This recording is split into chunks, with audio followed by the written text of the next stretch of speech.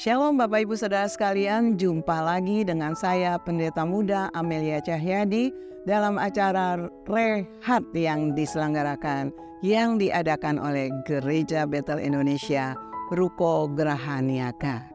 Kita semua dalam keadaan baik, puji Tuhan. Nah, hari ini saya akan membawa Bapak Ibu untuk kembali merenungkan bagaimana kehidupan kita saat ini. Ada di mana? Kita ada dalam posisi apa saat ini di dunia ini? Ya, tapi sebelumnya mari kita sama-sama berdoa. Terima kasih Yesus, kami boleh kembali diam dalam hadirat-Mu.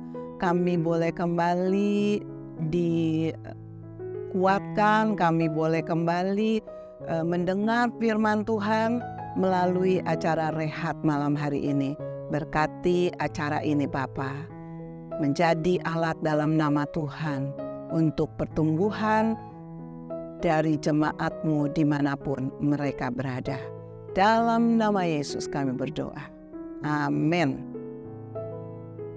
Nah Bapak Ibu, hari ini saya mau mengajak kita sama-sama merenungkan di mana sih posisi kita di zaman ini loh.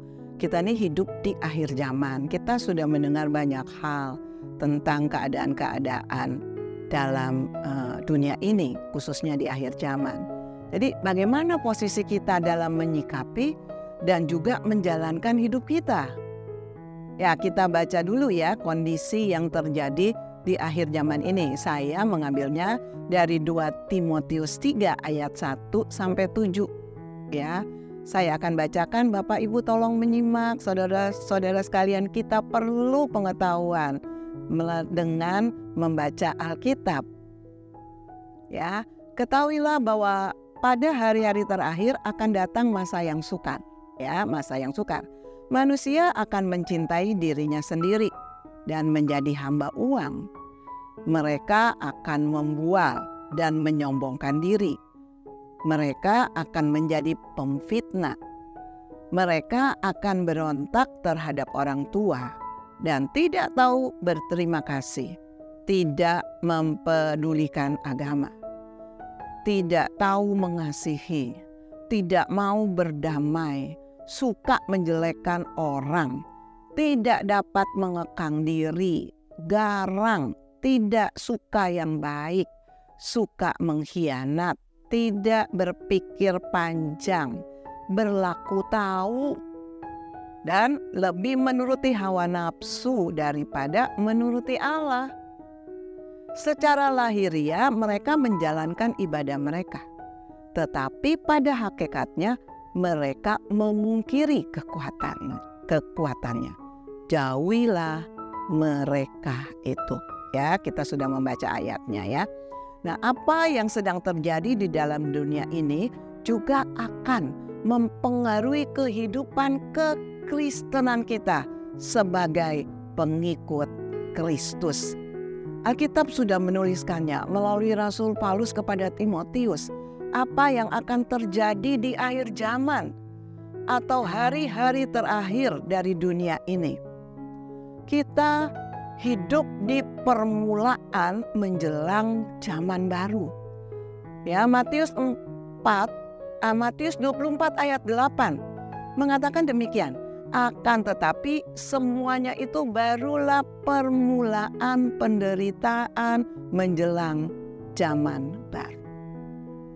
Ya, dan kita lihat hal-hal yang mempengaruhi hidup kita di akhir zaman ini dan memasuki menjelang zaman baru. Permulaan zaman baru.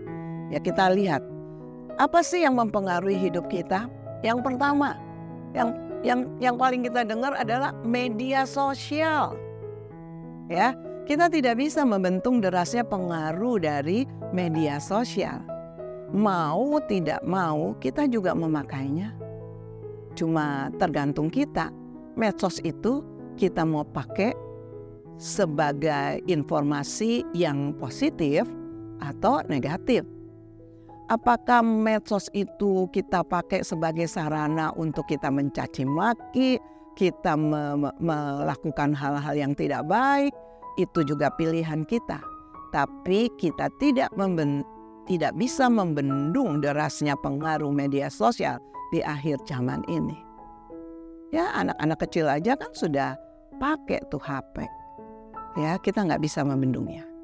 Itulah salah satu yang mempengaruhi kehidupan kita di akhir zaman ini. Lalu yang kedua apa? Teknologi. Ya, teknologi. Manusia yang hidup di dunia ini hari-hari terakhir tanpa disadari mulai tergantung dengan teknologi. Ya, contohnya HP lah. Kita perlu banget. Kalau dompet kita ketinggalan, ya nggak apa-apa, dompet ketinggalan nggak apa-apa. Asal jangan HP. Ya, karena di dalam HP tersimpan uang elektronik kita, di dalam HP tersimpan data-data, mungkin data-data pribadi, hal-hal rahasia. Jadi rasanya kita nggak bisa ketinggalan HP. Ya, itu juga salah satu teknologi. Ya. Lalu apalagi? Kita juga semua perlu internet kan? Ya, internet juga teknologi. Semakin lama semakin canggih. Ya, kita mau dapat apa aja bisa kok di internet. Ibu-ibu yang mau masak nggak perlu repot tanya-tanya ke orang lain, buka aja di YouTube cara masak apa, kan gampang. Ya, tapi itulah kehidupan kita sudah dipengaruhi dengan hal-hal seperti ini. Dan kita juga kan nggak mau cuci baju lagi sekarang pakai kucek-kucek, pakai tangan. Ya, kita juga pakai yang serba teknologi. Ada mesin cuci. Lalu ada apa lagi? Mau masak ada air fryer, slow cooking, ada yang bisa membuat adonan kue menjadi mudah. Itu semua dari teknologi yang mempengaruhi kehidupan kita di akhir zaman ini. Nah, dari dua contoh ini juga dari pembacaan Alkitab dari Timotius, maka sebagai anak-anak Tuhan, marilah kita lebih mendekatkan diri kita kepada Yesus. Terus bangun persekutuan kita dengan Tuhan. Aktifkan Roh Kudus yang sudah diberikan Tuhan kepada kita untuk bekerja dengan leluasa dalam hidup kita.